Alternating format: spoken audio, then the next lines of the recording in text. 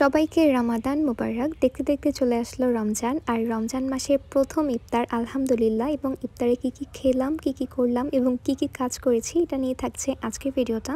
সম্পূর্ণ ভিডিওটা দেখুন, আশা করছি অনেক বেশি ভালো লাগবে। তো হ্যালো এভরিওয়ান, আসসালামু আলাইকুম। কি অবস্থা সবার? সবাইকে রমজানের অনেক অনেক শুভেচ্ছা। আশা করছি সবার রমজানটা অনেক ভালো কাটছে। এই তো এই মাছটা সকাল সকাল বাবা নিয়ে আসলো, আর মাছটা অনেক বেশি বড় ছিল। তারপর এই তো এটা হচ্ছে তোকমা দানা, আর তোকমা দানা খেতে আমার কাছে অনেক বেশি ভালো লাগে। কার কার আমার মতো এরকম তোকমা দানা পছন্দ, অবশ্যই কমেন্টস করে জানাবেন। তারপর এই তো দুপুরবেলা গোসল টোসল কমপ্লিট করে নামাজ কোরআন পড়ে নিলাম।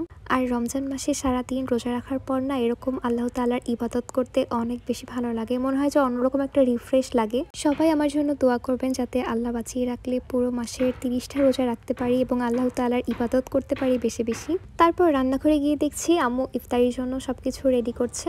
আর এখানে আম্মু ভেষন রেডি করছে, মানে ভেষন গোলানোর জন্য সব রকমের মশলা দিয়ে তারপর ভেষনটা গুলিয়ে নেবে। এতে করে অনেক বেশি মজা হয়। বেগুনি, তারপর হচ্ছে আলুর চপ, তারপর কুমড়ার যে চপটা, সবকিছুই মজা হয়। সব রকমের মশলা দিয়ে তারপর আমি এবার ভেষন দিয়ে দিচ্ছে। ভেষন দিয়ে ভালো করে এটাকে গুলিয়ে নেবে। আচ্ছা, এর আগে আপনারা বলুন আপনারা আমার ভিডিওটা কোন কোন জায়গা থেকে দেখছেন, এবং যাদের যাদের আমার ভিডিওটা ভালো লাগবে আমার পেজটা ফলো করে দেবেন। তো এখানে ভেষন গোলানো অলরেডি কমপ্লিট। আমাদের বাঙালিদের ইফতারের মেন ইনগ্রেডিয়েন্টসই হচ্ছে ভাজা পোড়া, আর ভাজা পোড়া ছাড়া ইফতার চলেই না। এটা স্বাস্থ্যের জন্য অত একটা ভালো না, বাট কিছু করার নেই, আমাদের খেতেই হয় এগুলো। কার কাছে কেমন লাগে জানি না, বাট আমার কাছে বেগুনি চাইতে কুমড়া দিয়ে যে চপটা করা হয় ওইটা বেশি ভালো লাগে। তারপর এখানে এবার বুট সেদ্ধ করে নেবে প্রেসার কুকারে, এতে করে তাড়াতাড়ি করে সেদ্ধ হয়ে যাবে। এখানে আম্মু আলু আর বুট একত্রে প্রেসার কুকারে দিয়ে এবার সেদ্ধ করে নেবে। আর আমার দায়িত্ব হচ্ছে শরবত রেডি করা, তারপর হচ্ছে আম্মুকে টুকটাক সাহায্য করা।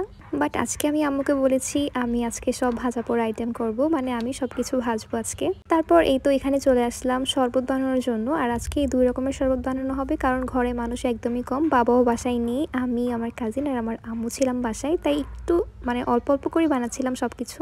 কারণ আমরা ওই রকম বেশি খেতে পারি না, মানে আহামরি ইফতারের পর শরবত খাওয়ার পর এমনিতেই আর কিছু খেতে ইচ্ছে করে না। এজন্য নষ্ট না করে যাতে ওয়েস্ট না হয়, এজন্য সবকিছু একটু অল্প অল্প করে বানাচ্ছিলাম। তো এখানে আমি প্রথমে চিড়ার শরবতটা বানিয়ে নিচ্ছি, মানে গুড় দিয়ে এই চিড়ার শরবতটা বানানো হয়। এটা অনেক বেশি মজা হয়, এটা অনেক হেলদিও। এই জন্য চিড়াটাকে প্রথমে ভিজিয়ে তারপর হাত দিয়ে এটাকে গলিয়ে নিয়েছিলাম। তারপর হচ্ছে এবার পানির মধ্যে, মানে আখের গুড় মিশ্রিত পানির মধ্যে দিয়ে শরবতটা বানিয়ে নিলাম। এবার এখানে হচ্ছে রুয়াবজা, তোকমা দানা আর হচ্ছে ইসবগুলের ভুসি দিয়ে এই শরবতটা বানাবো। এজন্য প্রথমে আমি চিনি মিশ্রিত পানির মধ্যে রুয়াবজাটা দিয়ে তারপর এটাকে ভালো করে মিক্সড করে নেব। আর দেখতে কতটা কালারফুল লাগছে তাই না? অনেক সুন্দর লাগছে দেখতে। আর যখন এর মধ্যে তোকমা দানাটা দেব, দেখতে এত বেশি সুন্দর লাগবে। এই তো আমি বসে বসে এখানে শরবত বানাচ্ছিলাম, মানে বারান্দার পাশে বসে যাতে একটু আলো হয়। এই তো তারপর এখানে ভিজিয়ে রাখা তোকমা দানাগুলো দিয়ে দেব। আর এই শরবতটা আপনারা একবার বানিয়ে খেয়ে দেখবেন, মানে 3টা একসাথে মিক্সড করে এই শরবতটা করলে অনেক বেশি মজা হয়। তারপর আমি একে একে এবার সবকিছু দিয়ে দেব।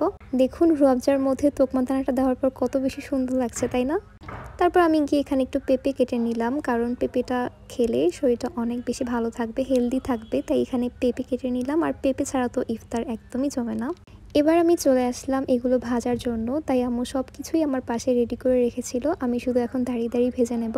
আর আলহামদুলিল্লাহ প্রথম রমজান হিসাবে আমার কাছে কোনো কষ্টই লাগেনি। আমার কাছে আরও মনে হয় যে কাজ করলে না রমজান মাসে একটু ভালো লাগে, মানে সময় মনে হয় যে তাড়াতাড়ি কেটে যায়। এবার আমি চামচ দিয়ে একে একে ভেষনের মধ্যে কুমড়া চুবিয়ে তারপর হচ্ছে এবার তেলের মধ্যে দিয়ে দিলাম। আম্মু ভেষনটাকে সব রকমের মশলার মধ্যে ভালো করে মিক্সড করার কারণে যেটাই ভাজা হয় এই ভেষন দিয়ে এত সুন্দর একটা স্মেল আসে, মানে মনে হয় যে চিকেনের একটা স্মেল আসে।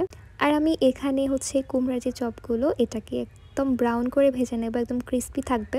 আমি জানি আজকের ভিডিওটা একটু বেশি লং হয়ে গেছে, যারা আমার ভিডিওটা এখন পর্যন্ত ধৈর্য সহকারে দেখছেন তাদেরকে অনেক অনেক ধন্যবাদ। এবং আমার ভিডিওটা ভালো লাগলে অবশ্যই শেয়ার করে দেবেন, আর ভালো লাগলে পেজটা ফলো করে দেবেন, কারণ সামনে আল্লাহ বাঁচিয়ে রাখলে আরও সুন্দর সুন্দর ভিডিও আমি আপলোড করব। এখানে আমি আরও অনেক ভিডিও নিতে ভুলে গিয়েছিলাম, তার কারণ হচ্ছে রান্না করতে করতে ভিডিও করা একদমই প্যারা লাগে, মানে মনে হয় যে সবকিছু এলোমেলো হয়ে যায়। তারপর এখানে হচ্ছে পেঁয়াজও ভেজে নিচ্ছিলাম, আর পাশেই চিকেন ফ্রাই ভাজা হচ্ছে, কারণ ইফতারের প্রথম দিন আর চিকেন ফ্রাই হবে না, এটা কি হয় বলেন? তারপর এখানে আমি বুট ভেজে নিচ্ছি, একদম লাস্টেই বুটটা ভেজে নিয়েছি। সাথে নুডলস রান্না হয়েছিল, বাট আমি এটার ভিডিও ক্লিপ নিতে একদমই ভুলে গিয়েছিলাম, মানে সময় ছিল না। তারপর এই তো ইফতার খাওয়ার সময় হয়ে গেছে, আজান দিল। তো সবার আগে আমি খেজুরটা খাই, তারপর আমি বুট মুড়ি খাই, আর শরবতটা একদম লাস্টে খাই, আর নয়তো আমি কিছুই খেতে পারি না। তো এখানে খেজুর খেয়ে প্রথমে নুডলসটা খেয়ে নিলাম, তারপর হচ্ছে আম্মুর হাতের মজার সেই মুড়ি মাখানোটা খেয়ে নেব এখন। আর এখানে আম্মু সব রকমের হচ্ছে ভাজা পোড়াগুলো একদম একদমই নরম করে ফেলে হাত দিয়ে, যাতে কোনো কিছু আস্ত না থাকে। এতে করে অনেক বেশি মজা হয়। বেশি করে সরিষার তেল, টমেটো সব রকমের মশলা দিয়ে ভালো করে এটাকে মাখিয়ে নেয়। তো আজকে আমার ভিডিওটা এই পর্যন্তই। ভিডিওটা কেমন লাগলো অবশ্যই কমেন্টস করে জানাবেন এবং আমার নেক্সট ভিডিওর জন্য অপেক্ষা করতে হবে। সবাই ভালো থাকবেন। আল্লাহ হাফিজ।